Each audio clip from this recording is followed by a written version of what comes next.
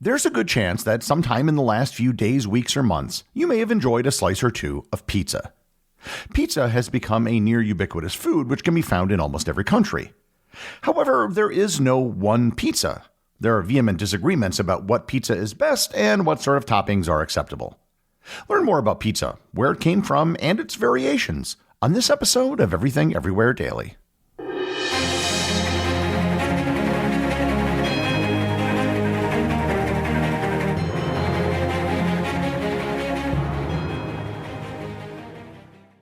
This episode is sponsored by ButcherBox. I don't know about you, but I love steak. I cook steak several times a week. Because I live in an apartment, however, I can't have a grill with an open flame, which is my preferred method of cooking.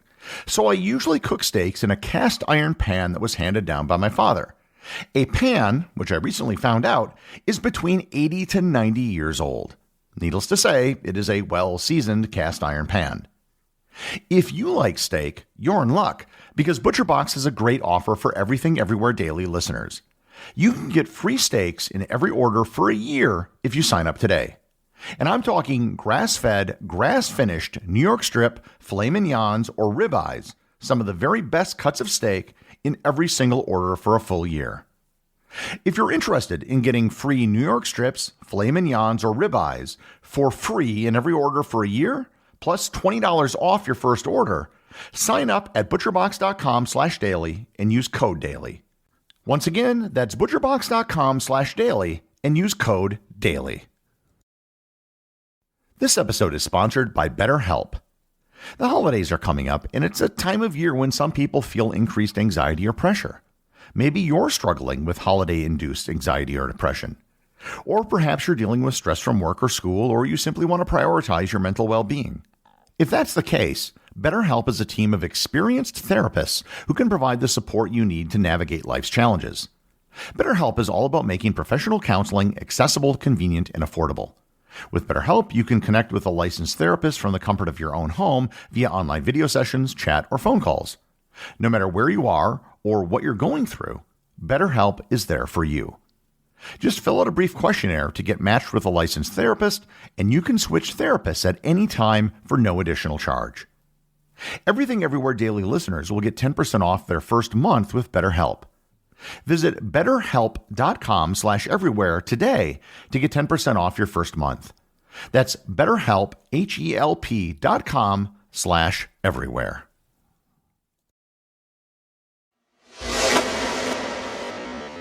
The history of pizza can be difficult to pin down because it isn't clear where a piece of flatbread with something on it ends and a pizza begins. Most of you can probably identify a pizza if you see one, but if you start changing or removing sauces, toppings, and the type of bread, when does it cease being a pizza? There are records of ancient bread-making cultures that served flat pieces of bread with toppings on it. Let's call these dishes proto-pizzas. There are reports of Persian soldiers in the 6th century BC who would cook bread on the top of their shields with cheese and dates. The Greeks were known to cook flatbread with olive oil, herbs, and cheese. Flatbread with cooked vegetables on top were mentioned in the epic poem The Aeneid. There are actually examples of flatbread from all over the world, including China and India, so the idea of putting things on top of a flat piece of bread isn't an innovation that is unique to any one culture. Pizza, however, comes from Italy. And as with many other ancient people, the Romans had their own proto-pizza. They had a flatbread dish which was known as panis focaccius, which is the origin of the Italian bread known as focaccia. There was a fresco discovered in the ruins of Pompeii in one of the villas, and on it there was a depiction of a still life scene of various foods. One of the items was a round object, which, if you didn't know any better, you would swear was a pizza. This was probably just an image of a panis focaccius with cheese and fruit on the top. But I think that most of us would agree that a focaccia-based bread or some open-faced sandwich is not the same thing as a pizza. The first mention of something called pizza was published in the year 997 in the town of Gaeta, Italy. It came from a bookkeeping record that documented the demand for 12 pizzas to be delivered on Christmas Day and 12 pizzas to be delivered on Easter. However, while it uses the word pizza, it doesn't actually say anything about what a pizza was at the time. The word pizza has ambiguous origins, and there are several different theories as to where it came from. The first is that it comes from the Byzantine Greek word pita, which is also the origin of the word for the flatbread known as pita bread. Another theory holds that it's derived from the Italian word pinza, which refers to a clamp or a pair of pliers. Another theory is that it came from the word in the Lombardic dialect pizzo, which means mouthful. Regardless of where the word pizza originated, the modern dish that we know as pizza came from the city of Naples in the late 18th and early 19th centuries. Naples at the time was its own kingdom, as Italy hadn't unified yet. There had been flatbreads called pizza that had been sold in Naples since at least the 16th century, and these were mostly served to poor people by street vendors. The contents of pizza, beyond the bread that it was served on, usually consisted of cheese, lard, salt, garlic, and any other foods that may have been available. What we don't know is when tomatoes were first added to pizza. They certainly couldn't have been added before the 16th century because that was when tomatoes were brought to Europe. If you remember back to my episode on tomatoes, one of the first cookbooks that mentioned tomato recipes was published in 1692 in Naples, Italy. So at least by the end of the 17th century, tomatoes were a thing in Naples and may have appeared on pizzas, but we really don't know how commonly they were consumed. By the late 18th century, Naples was experiencing a population boom. People from the countryside had flocked to Naples for work. These people were often quite poor and were known locally as Lazzaroni, which is because they wore tattered clothing and looked like Lazarus from the Bible. The Lazzaroni often lived in packed one-room apartments or homes and didn't have the facilities to cook, so they often ate on the streets.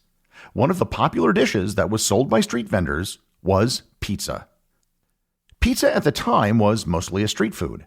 People would walk around with boxes holding pizzas, and then they could cut slices out of them based on what a customer wanted and what they could afford. As of 1807, there were 54 registered pizzerias in Naples. In 1843, the writer Alexander Dumas noted in his travelogue about his trip to Naples, Le Curriculo, that a pizza slice would cost 2 liards and made for a good breakfast, and that you could buy a whole pizza for 2 sous that could feed a family. A liard was a small French coin about the value of a penny, and that was worth 1/4 of a sou. By this time, we knew that tomatoes were appearing on pizzas in Naples, and the primary reason was that they were so cheap.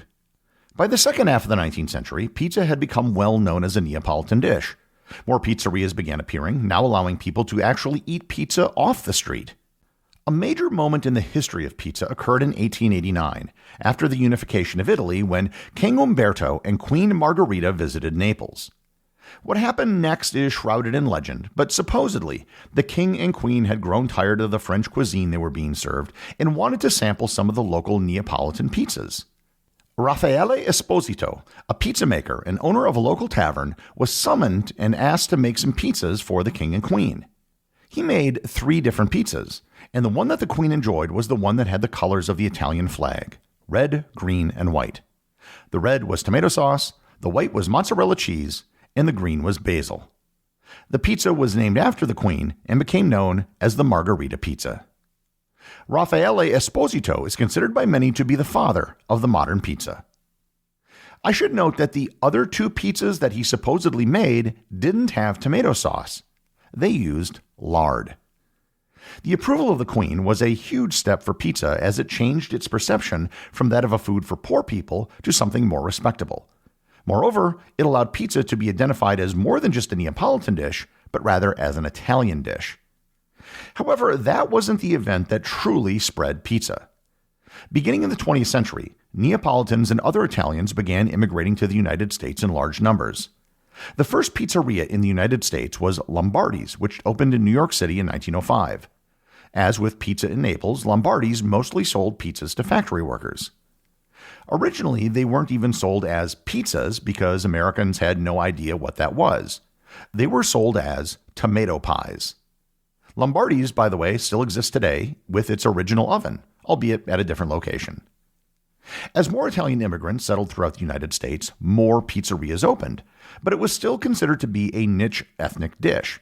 You could find pizzerias in many communities, but it hadn't yet achieved widespread popularity. What changed the status of pizza was the Second World War. American troops who served in Italy regularly ate pizza and brought their love of the dish back home. Tourists to Italy after the war began requesting pizza everywhere they went in Italy, and more restaurants across the country began carrying the Neapolitan dish. Back in the United States, restaurants, often not even Italian, began experimenting with pizza. In Chicago in 1943, two men by the name of Ike Sewell and Rick Ricardo created a deep dish version of pizza at their new restaurant, Pizzeria Uno. In the 1950s, the popularity of pizza exploded. Veterans from the war, including President Dwight Eisenhower, were fans of pizza.